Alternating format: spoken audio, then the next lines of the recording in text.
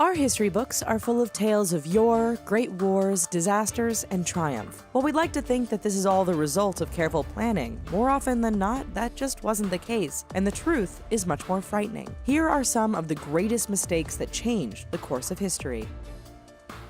D-Day.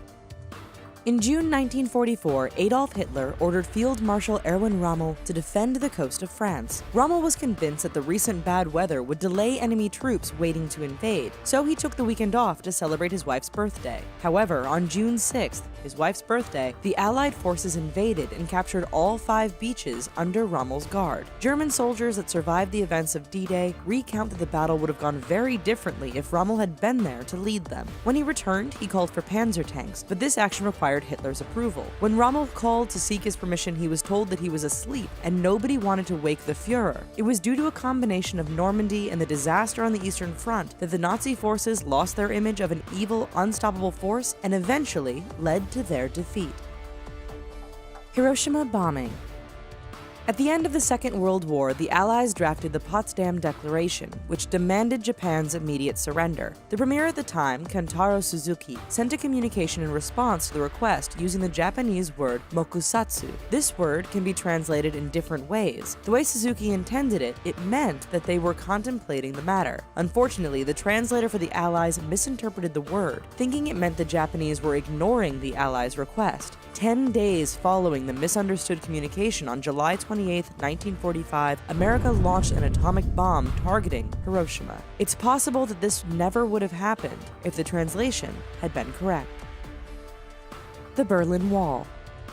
The Berlin Wall separated East and West Germany for nearly 30 years with no sign of ever coming down when an almost comical mistake occurred. In 1989, as the Soviet Union came under the leadership of Mikhail Gorbachev and the socialist regime's grip on East Germany loosened, it was decided that travel restrictions between the East and West would change, but only very slightly. A press conference was held to announce the new travel restrictions. Standing before the Berlin Wall, which had become a symbol of the split between communism and democracy, East German bureaucrat Gunther Schabowski took the podium. He'd been handed a piece of paper moments before with the details, but didn't bother to read them in advance. As he droned on, some reporters understood his poorly worded speech to mean that the restrictions were to be removed entirely, and when asked when these changes would be in effect, Schabowski was unable to answer, flipping through his notes looking for the answer. In desperation, he said immediately, right away. The press ran the story saying that the Berlin Wall was finished and the resulting frenzy at the border proved too much for authorities to handle. In order to avoid a revolution and unnecessary deaths, the military backed off. The wall began to fall and the borders opened, leaving only small sections still standing. Hindenburg disaster.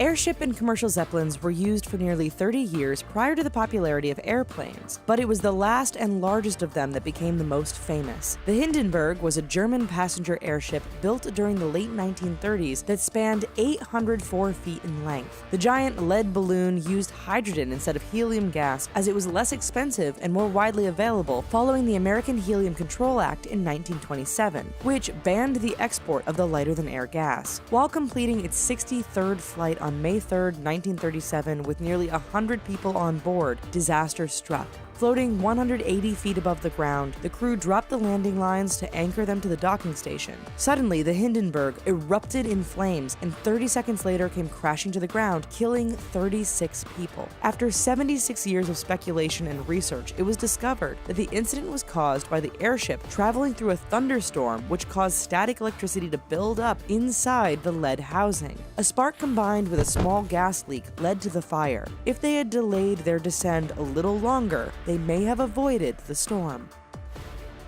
Constantinople.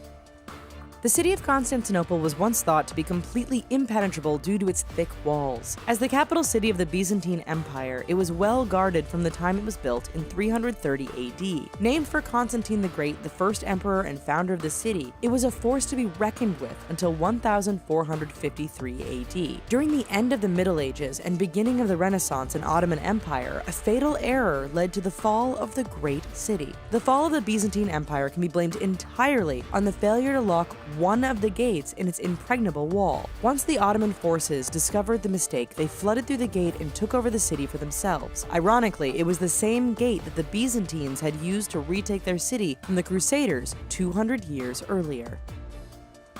Titanic. Even before it was a blockbuster hit, the RMS Titanic was famous. In 1912, she was the largest ocean liner in service at nearly 883 feet and could carry roughly 3,500 passengers and crew. On her maiden voyage, she was roughly 370 miles south of Newfoundland, Canada, when she struck an iceberg on her starboard side. The collision punctured holes below the waterline in 5 of her compartments, causing water to flood in. It took just over 3 hours for the Titanic, the unsinkable ship, to disappear beneath the waves.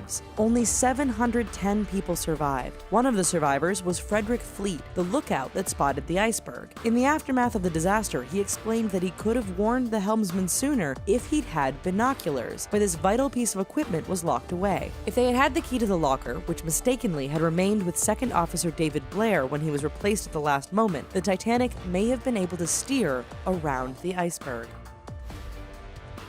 What would our history be like if these events had turned out differently? Let us know your speculations down in the comments below. And while you're here, check out these other videos and subscribe to The Richest for more interesting, weird, and fascinating content every day.